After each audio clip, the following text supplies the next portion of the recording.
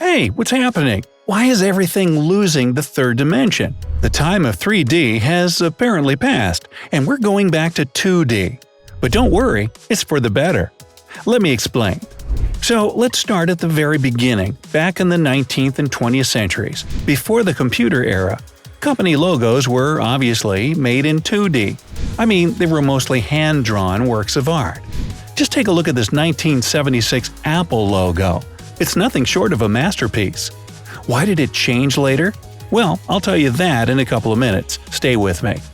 Anyway, old logos were often quite elaborate, as if companies tried to outwit one another and just didn't know where to stop.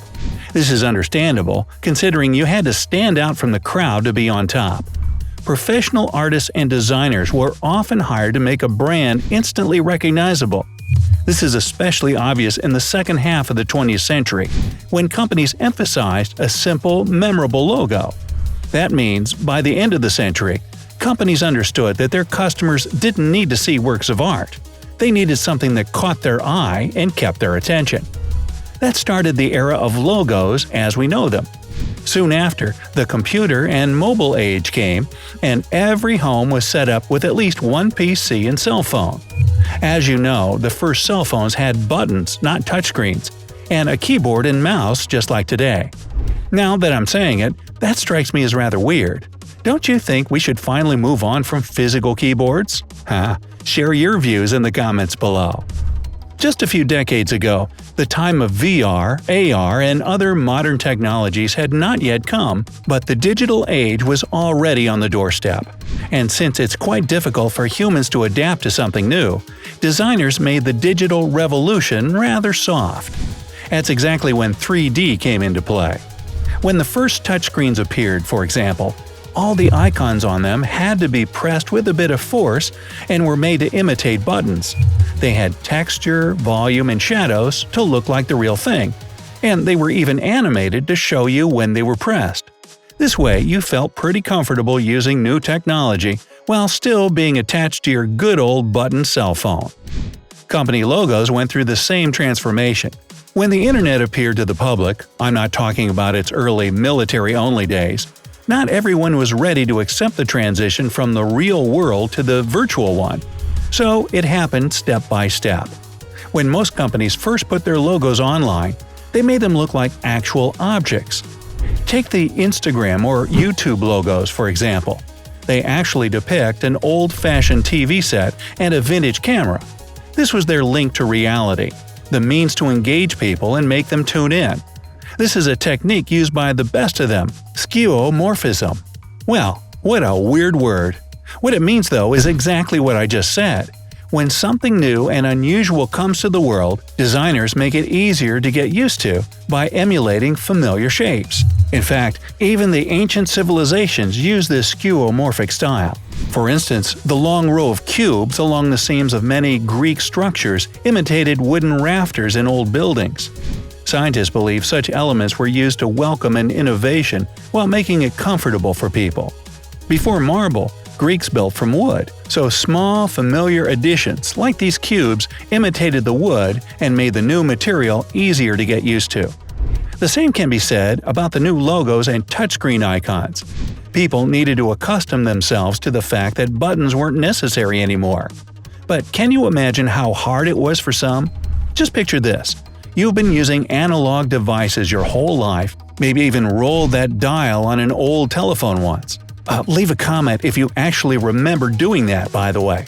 Anyway, you're used to buttons, triggers, and other physical means of interaction. And then one day, you're told you're entering a new era, and all this stuff is obsolete. Cultural shock? Definitely.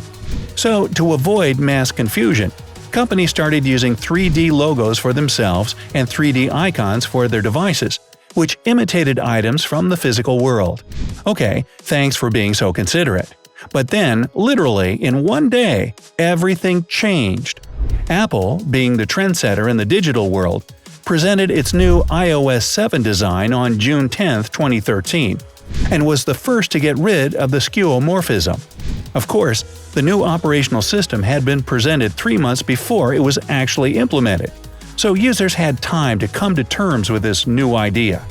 However, the change itself was revolutionary. Apple basically said it was high time for old rules to go to the trash, and everyone else followed suit. Icons on mobile devices became completely flat, ditching the realistic look in animation. Naturally, many people were disappointed with the changes, but in the end, it proved to be an ingenious solution. The icons took on a cleaner look without all those shadows and extra textures, meaning more space on the screen and more functionality overall. This effect soon spread to everything else, company logos included. You see, the flattening of digital screens influenced the way we see the world around us. We entered an age where the internet took over humankind. Today, we no longer need to touch things to see them as they are. We look at flat images and add the details ourselves. Companies put two and two together and made use of the new trend. Now their logos are as simple as mobile phone icons – flat, minimalistic, and easy to understand. They don't look like they're going to jump at you anymore, and let's be honest, you don't need them to. Today, people want to perceive maximum information with minimum effort, and the new 2D style is about just that. To be more specific, let's go back to the example I gave you earlier – Instagram and YouTube. If you take a look at their modern logos, you'll see nothing but flat images. They're symbols in their purest form, which works because it doesn't distract us from the essence. And I bet you still want to know why the Apple logo changed so much. I promised to tell you at the beginning, so here you go. The company wanted to create a more memorable image that's easy to grasp at the first sight. And wouldn't you agree that they succeeded? By the way, the bite in the apple was added so that people wouldn't confuse it with a cherry. Now, that's something I didn't expect.